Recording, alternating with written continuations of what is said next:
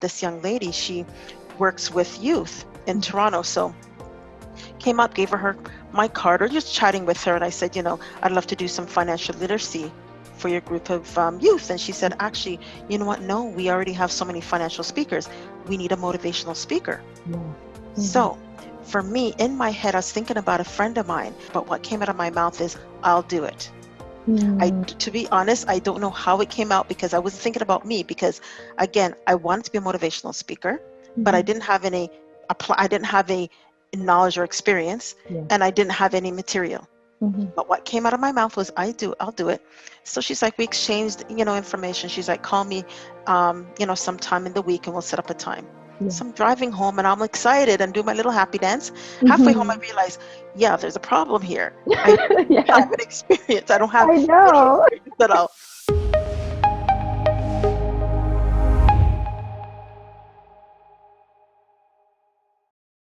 Hello, everyone. Welcome again to another episode of Meta Transitions.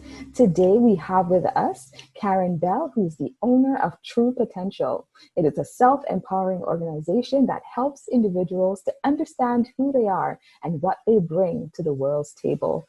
Welcome to our show, Karen. Thank you very much for inviting me. I'm looking forward to our conversation. Sure thing.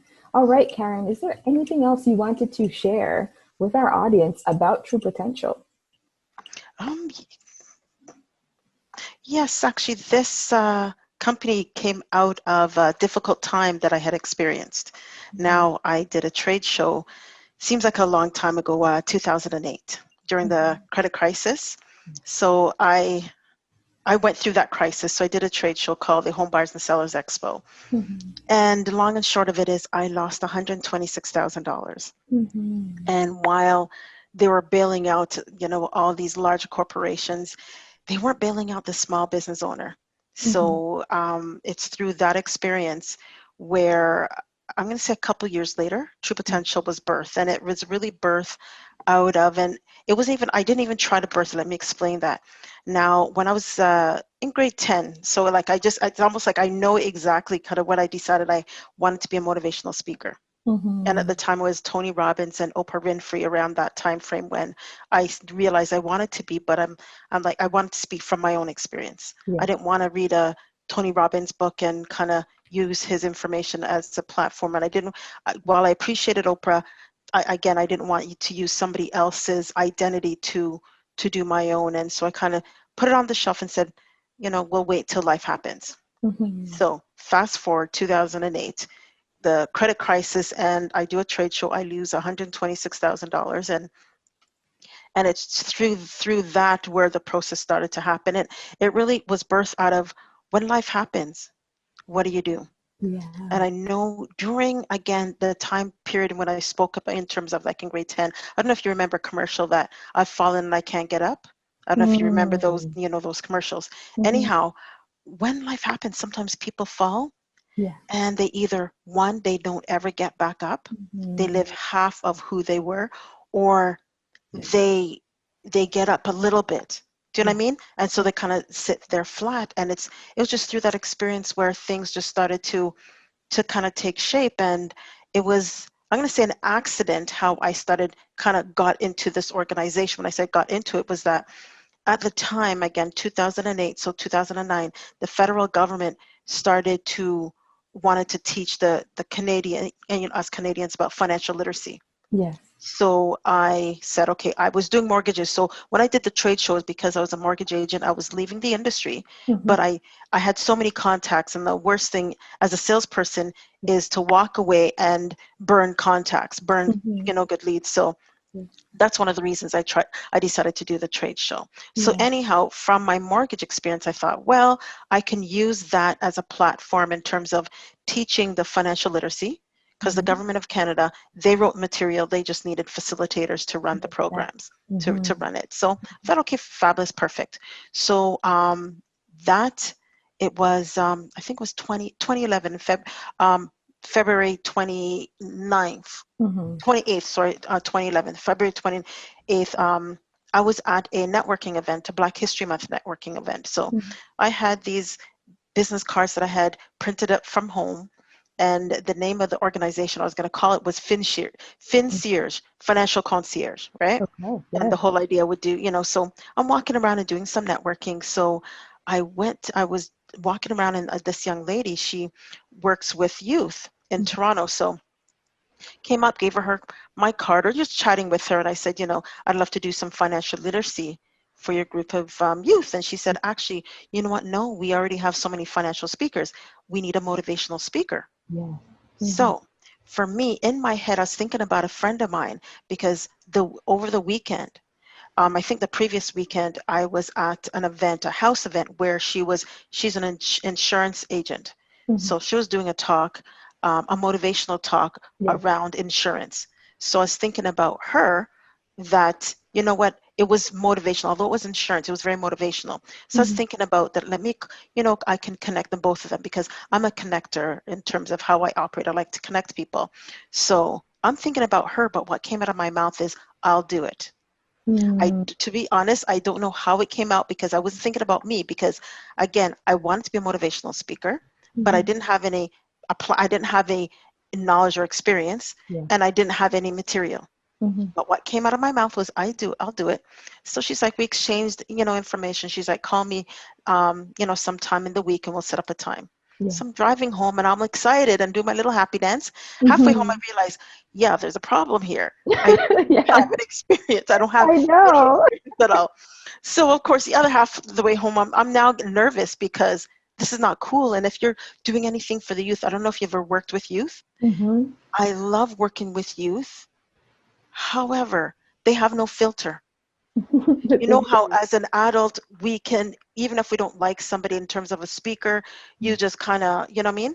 You're respectful. Kids, Yeah. they're not so, they don't have filter. And there's an innocence and a beauty about the youth, where they don't have a filter. And so if they get you, you're in great hands. Yeah. So if they get you and they like you, in great hands. But if they don't get you and they don't like you, they can make it really rough for you. I know. They put you in the reject pile. Yes. They Exactly. can do that. And they have no problems with doing that at Mm-hmm. all, at all. And so anyhow, so this was, I believe it was a Sunday.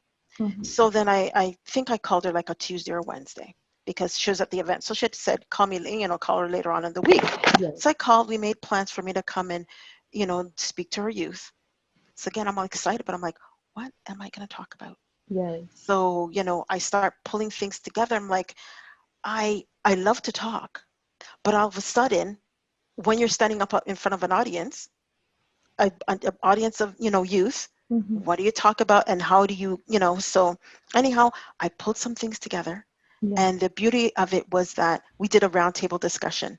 Mm-hmm. And what I was told after it all finished, she's like, the youth said that was the best workshop they had ever done. Wow, look at Yeah, that. and it was through that experience, in Mm-hmm. terms of the conversation, and Mm-hmm. that's what True Potential is built on now. So, and then okay, so I've done a number of work. I had been doing a number of workshops now, and Mm-hmm. what I loved is that I was doing a lot with the youth, and so Mm-hmm. what the youth would say to me, "Ma'am," those words, "ma'am," right? Yes. Yes. "Ma'am, it's really good, but you know what? It could be a little boring. You should add some videos."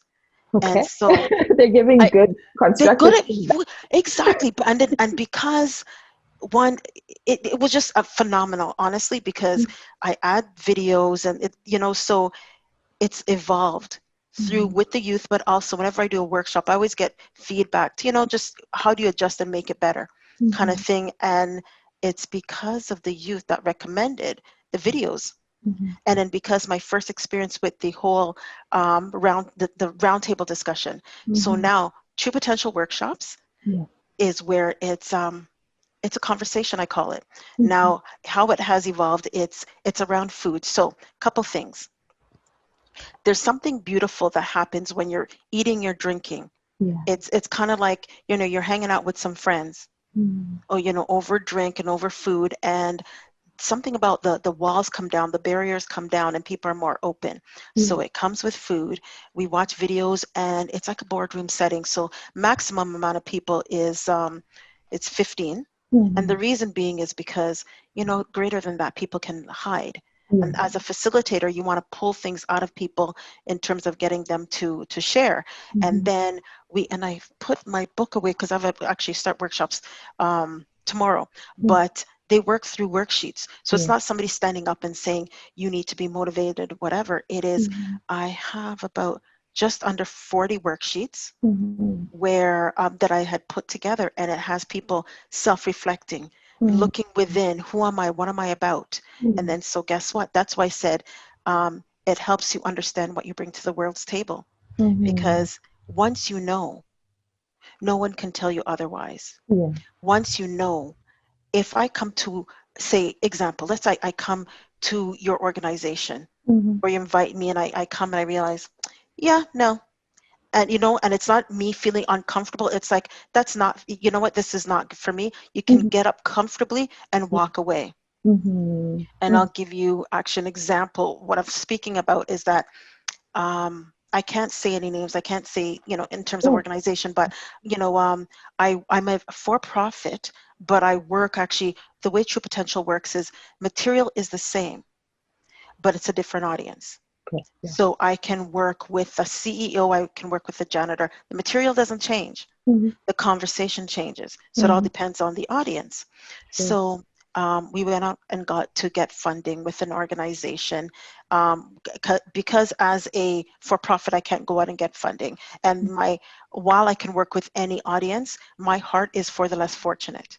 So those that are disadvantaged. So there's a group in Oshawa that I'm starting to work with tomorrow.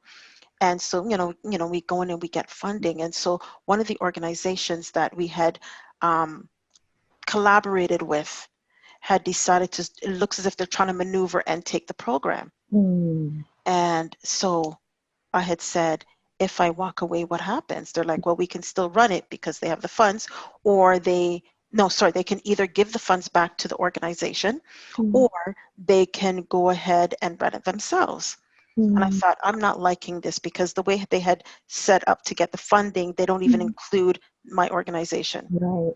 So I had to go to the top. So the organizations that's funding, I had to go to them and, wrote an email, and that's being handled now. So when I say you know what you bring to the world's table, there's a confidence that you have. Yeah. There's a confidence that I have in myself. There's a confidence I have in my program. Yeah. So then if it's not fitting, I can easily walk away. And without feeling, because there's sometimes people feel stuck. So in even one of the meetings, I had said to the guy, I don't like my back against the wall. And I don't think he understood what I meant. And really for me, it's what I mean in terms of that is, if it's not a good fit, I have no problems with walking away.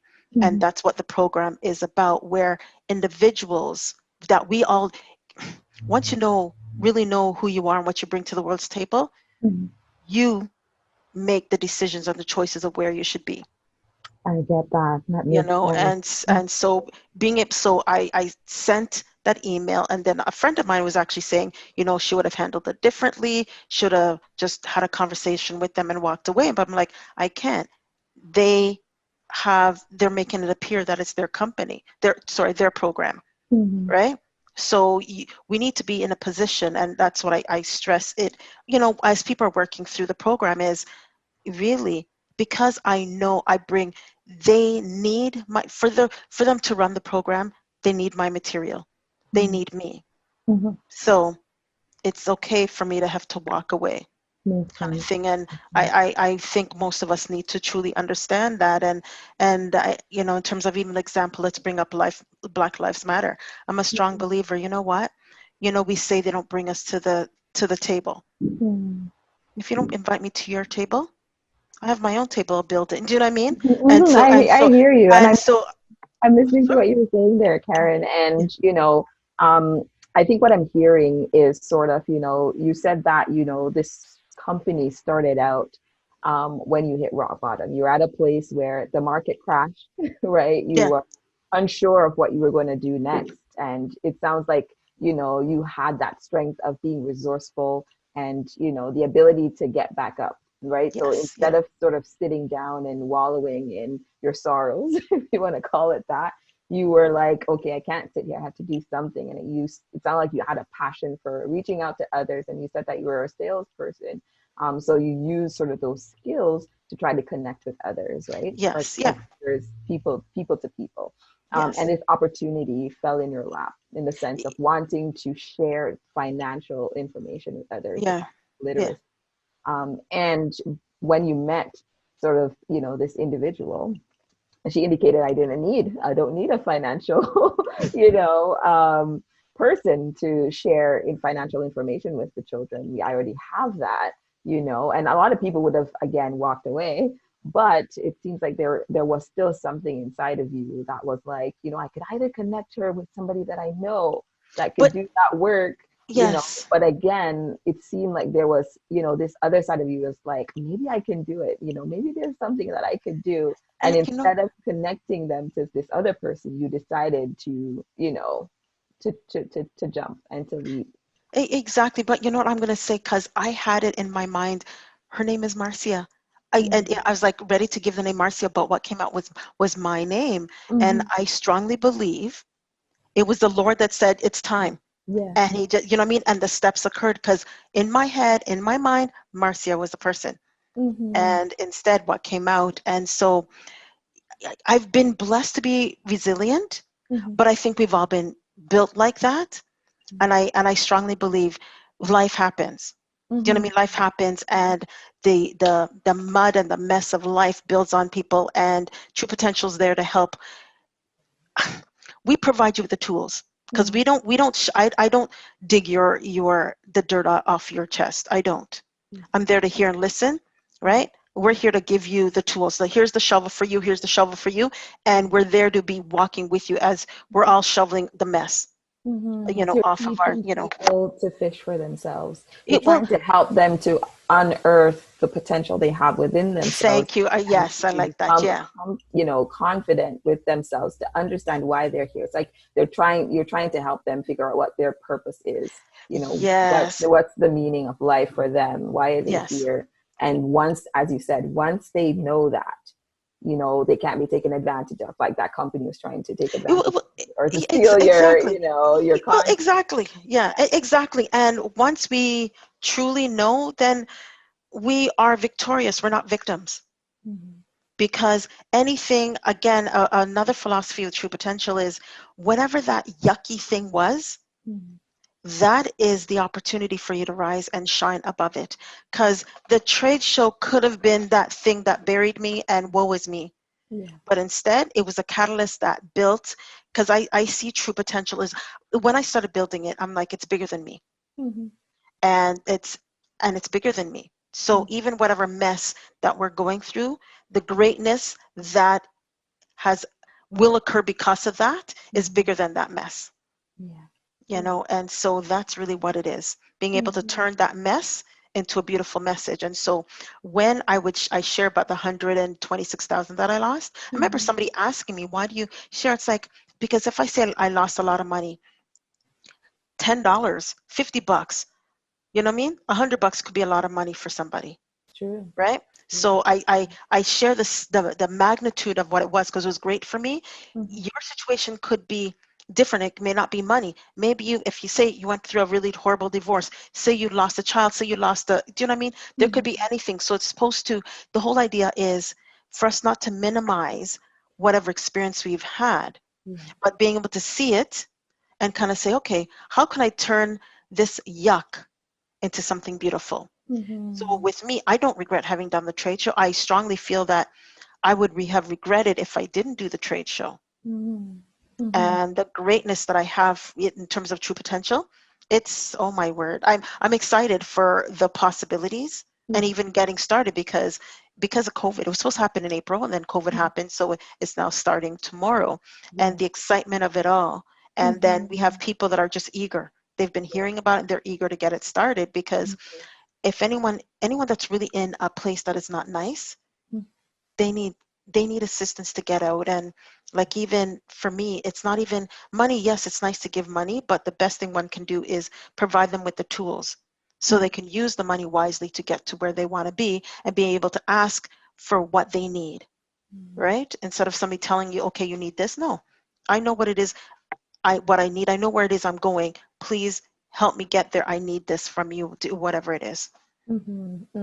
Definitely. And I see that, and I'm seeing the parallel here in sort of the idea of you recognizing, what your true potential was, right? Yes, yeah, Recognizing the tools and the skills that you had to get yourself out of sort of that stuck place, and yes, seizing opportunities.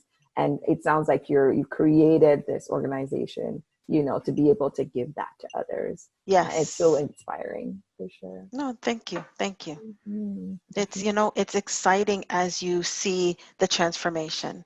Like, I mean, I could give you examples. There's this one guy that, when he came to the workshop a few years ago, Mm, he had said he was on Ontario Works, yeah. and he said, I'm here because they told me I had to be here. Mm, I don't want to be a part of it. And I mean, he was a negative Nelly, and you kind of get and understand. And mm, so I think he came to the second session, then onwards. yeah. And then, and there's a part of it where they do a presentation, Mm, and he's supposed to do his vision board, and he had been putting it off, putting it off. Why? Because he wanted to do his vision board at the graduation, because we mm, do a graduation as well. And he said to me, you know what?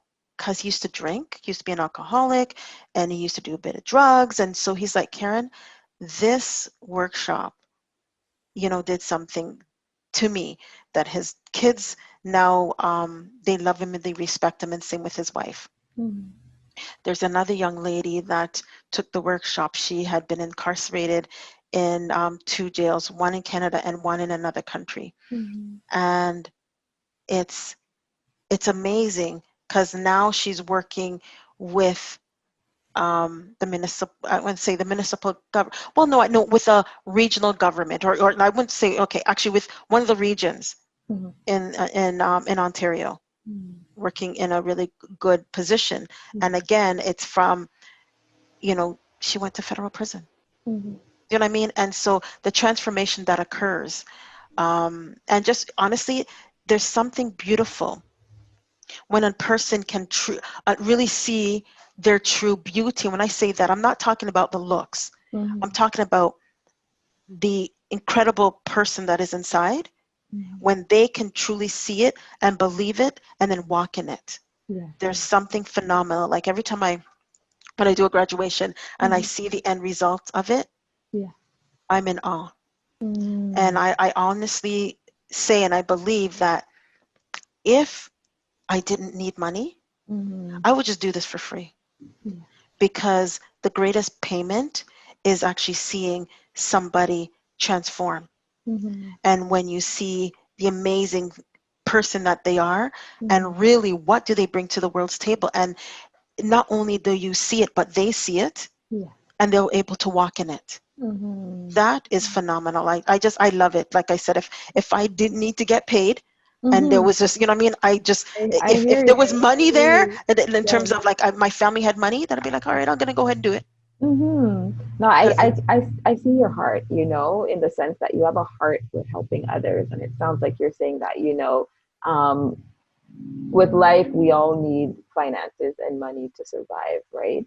But it sounds like your why for doing this job, it's, is helping others to transform and to get to a better place in their walk, so they can, yes, you know, again, find their true potential and be able to yes, do, things that, I guess, citizenship, be able to, be a good citizen and add to the world. exactly, exactly. Oh, Yes, you summarized that wonderful. well. Okay, so I wanted to ask you, Karen, if you could tell us some tips, for individuals out there, that maybe individuals that might need the True Potential program. Let's say they're not in Toronto and they can't access it. Let's say, it's just they're just watching our video and they might want a few tips. I'm not saying to give away your program here, but just maybe a few tips that um, you can give that could help them at least to start thinking about the idea of okay, what okay, how they should access their potential. okay. I'm gonna say a couple tips would be, don't let your circumstance dictate your today and your future. right? So if it's a negative situation that you're in, try to look past it and try honestly too, try to see something positive in the negative situation. A lot of people, a lot of us find it difficult to see something positive in something negative, but there's always something positive. And if you can find what that positive is and work towards that. And like when I lost all that money, I remember saying, basically I was like, okay, Lord, why did you allow me to do it? And you knew, that it was not going to work. And what was really placed on my heart though was that, that I needed to see exactly my potential. So even with the trade show, so I rented 30,000 square feet at the International Center. It's a large convention center in Toronto. And so I rented a hall, 30,000 square feet, and I had to fill it. I ended up filling, I think it was 60 of the 100 booths, which is not bad, but it's not 100. And so anyhow, at that time, to me, that was a big deal. We had an auction at the trade show. However, with that loss and with the vision that I had for the trade show, I knew it was a large vision, but true potential is larger. So I felt that, yes, I had that loss, but it also showed me what I'm capable of doing. And so anything negative, being able to see, look at the whole thing, look at different angles. Like, okay, I have my speaker right here. Being able to look at every angle and okay, what positive can I get out of this, and looking at every angle instead of looking at the obvious. It's so easy to look at the obvious. I lost 126,000. It's easy to look at the obvious. Look deeper. Look deeper, look beyond the surface and go from there. And so as with that, that's how true potential was created, because being able to look beyond that mess and drill a little deeper. And so, and when anything terrible happens, try to find the positive and don't look beyond the surface. Look beyond the surface. What did I need to learn? What did I need to learn from the situation? And don't ever turn around and say, woe is me. Yeah, it sucks. It sucks when anyone has to go through a terrible time. But see what positive you can get from it and work towards that. And don't, okay, somebody told me this years ago, and I appreciate that. In terms of opinion, everybody has an opinion. And what she had said to me was, eat the meat and spit out the bones. Oh, wow. Okay. And I love Unpack it. that a little bit for me Yeah. and the audience. Do you know what I mean? Eat the meat and spit out the bones. So I could take advice. However, to me, you kind of weigh it. Is it good for me today? It may not be good for me right now. Maybe good for me, months down, a year down the road, or it could have been good for me yesterday, but it's not good for me right now. So when anybody gives advice, don't just take it and run with it, because if it doesn't work, who are you going to blame? You can't really blame that other person. You chose to take it, so you have to take the onus is on you. So eat the meat and spit out the bones. And don't let anyone, like, okay, a favorite line that I have from me is that if somebody tells me something, and they say it's impossible, in my head, if in my head it does seem possible, I will make it happen. Okay. You know what I mean? So if somebody says, no, that can't, and if I strongly believe it can, I will find a way to make it happen. I find too many people are quick to give up. No. Because I always say, it doesn't make sense to me. If something doesn't make sense, if my head is not accepting that, then I'm not going to accept it, and I'm going to find a solution. And I mean, I remember actually, even with this workshop, the organization that I'm working with, the gentleman's like, Karen, you're persistent. I'm like, yeah, don't give up. Do you know what I mean? Don't give up when you believe in something. And don't be afraid of hard work. We all work hard. We choose the reason why you're working hard. Like in terms of building true potential, oh yeah. I had to put in blood, sweat, and tears. But I believe in it. And so you don't give up because it's hard. I remember somebody saying to me a number of years ago on Facebook, it was my birthday, and wishing me happy birthday, and he said something about, basically it was, Karen, you don't give up. There was a negative connotation to it, Mm-hmm. and it was basically because I've been going at it with True Potential. Now fast forward, he was like, Karen, it's good you didn't give up. Mm-hmm. So when you believe in something, don't be so quick to throw in the towel. Yeah. Yeah. It doesn't matter how difficult it is. If you believe in it, continue to go forward, and don't listen to the naysayers, Mm-hmm. and don't even listen to your negative chatter. Yeah. If you strongly believe in it. So like when I hear somebody say, like example, somebody will reach out about multi-level marketing, and I'm not a fan of those, and I'm saying it, and I apologize to any of your audience that may be in it, It's all but right. I find that with, say, a multi-level marketing, they're always selling the dream, the money that you're going to make. No, choose something that you're passionate about, Yeah. because if you're going strictly for money, it doesn't turn around right away. You're going to Mm-hmm. throw in the towel and give up. Yeah. Because I know some serial ML, multi-level marketing people, because they were going after that money. No, if you were to find something that you're passionate about, Mm-hmm. then go after it. And so it may not materialize a year, 2 years, Mm-hmm. but it will. Because honestly, success will come. Mm-hmm. Success is there for all of us, but you have to be prepared to work Yeah. at it, and to not give up and not give in. Mm-hmm. But so don't go after money, go after something that's important to you, because then that way, once you know your why you're doing it, Mm-hmm. then, as time goes by and you're getting a little closer. And then, Yeah. so, it will come. Success, I think, I strongly believe, yes, it's available to everybody, but you Mm-hmm. need to understand the reason why you're going after it, and then not to give up. Yeah. Okay. Thanks for sharing, Karen. Like, it's so inspirational. If I can remember the tips, I think I heard 4 so far. The first one, that I think I heard is sort of this idea of, not to allow yourself to stay stuck, Yeah, in that yeah, place. Um, Recognize, what you can do, and then exactly. get up, sort of Well, thing. exactly. And I mean, again, another thing I believe in is, own whatever you're going through, own it, Mm. kind of thing. And I'll give an example about that. I remember I had gone through a divorce, and I remember the first, I think it was 3 months or whatever, I was crying and crying and crying. And my mom's like, okay, you need to stop. I'm like, no, I want to cry till there's no more tears left for this person. Do you know what I mean? So there's Right. no more tears, then there's no anger, there's no frustration, there's no, you know what I mean? Mhm. All that jazz. And Mhm. so own how you're feeling. Don't sit in that though, Mhm. because you I can't hear you. pretend. Do you know what I Yeah. mean? You can't pretend Mhm. that you're not hurting. You can't Mhm. pretend. Mhm. Do you know what I mean? So own it, accept it, go through that whole process, Yes. and then get up and go on. Do you know what I Mhm. mean? And so Yes. even with Yeah. having gone through the divorce, I'm not bitter, I'm not angry. I remember going through that, and there's some people that go through divorce and they're like, Yeah.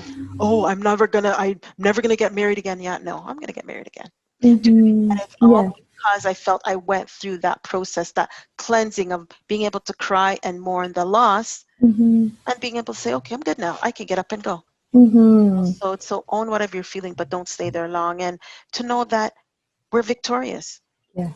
Yes. We're Yes. victorious. And so, I'd rather be victorious than a victim.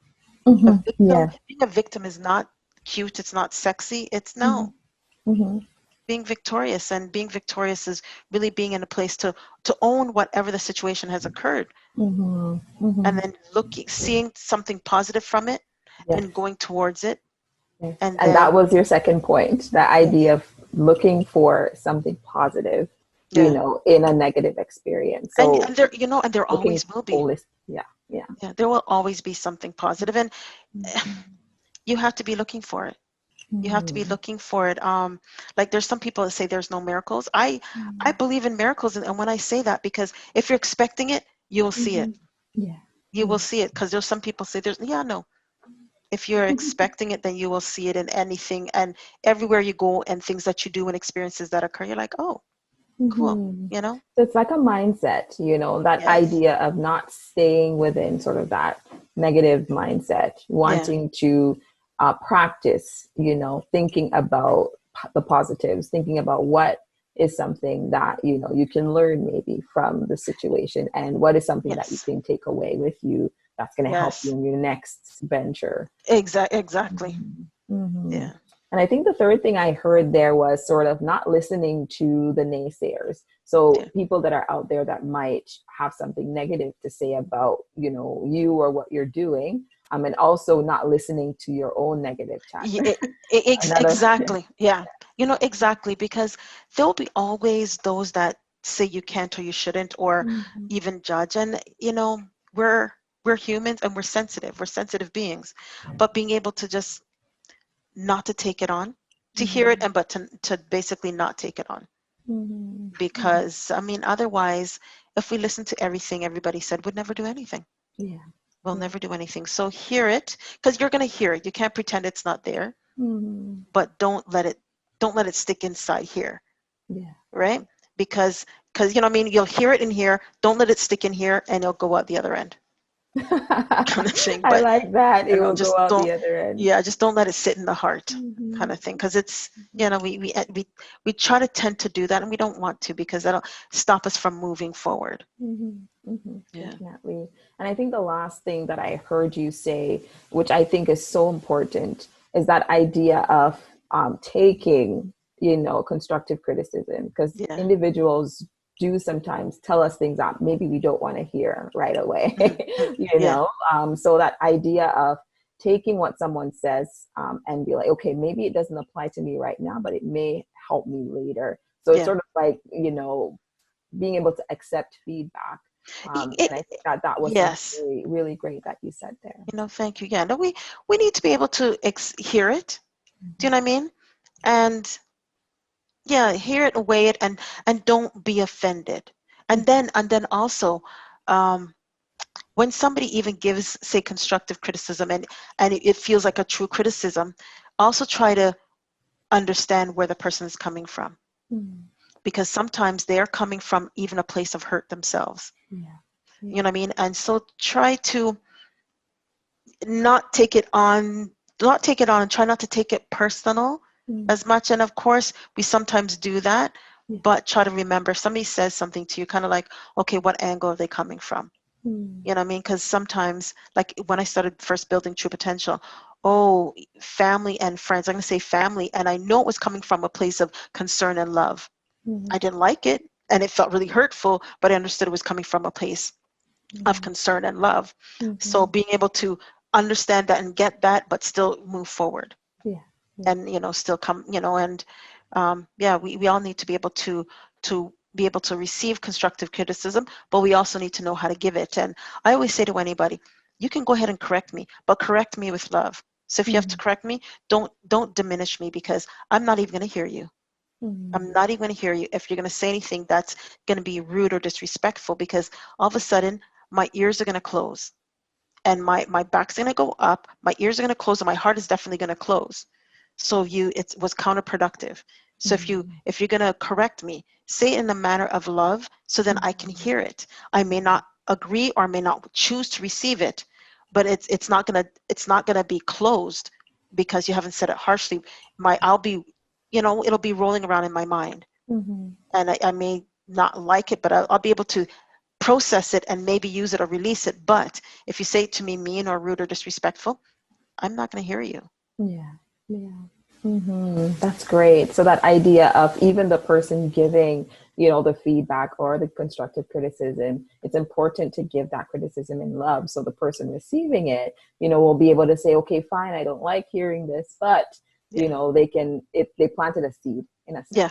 A seed's Exactly. been planted, and then, later down in life, they'll be like, you know what, that person said that to me. And Mhm. if somebody else says it to them, it's almost like confirmation as well. Exactly. Yes. So, it helps with that growth, in thinking about, okay, maybe this is something I need to address Yeah. to, Exactly. to gain my true potential. So I just want to thank you so much, Karen, Oh, for, thank sharing you. with us.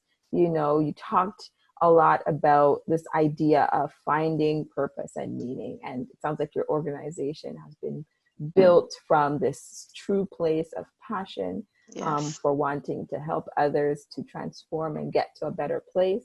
And it sounds like you're saying you have this drive to reach individuals that are less fortunate, and wanting funding and stuff like that. So hopefully that my audience will be able to reach individuals that not only be able to help you with funding, but also will maybe create opportunities for you to be Yes. able to connect with No, other organizations or individuals that may need your service. So no, the thank last you. thing I'll ask you is, how can these individuals that may hear this, how can they connect with you? Okay, well, thank you. It's truepotential.ca. So TRUPOTENTIAL.ca. So it's true without the E on the end. And I can be reached at any time on my cell at 647-282-0050. Okay. Again, 647-282-0050. Perfect. Oh, thank Right. It you. was lovely talking with you today. Likewise. Thank you. Wonderful. Well, there you have it. Our interview with Karen Bell. It was great talking with her, and we will talk with you guys next time.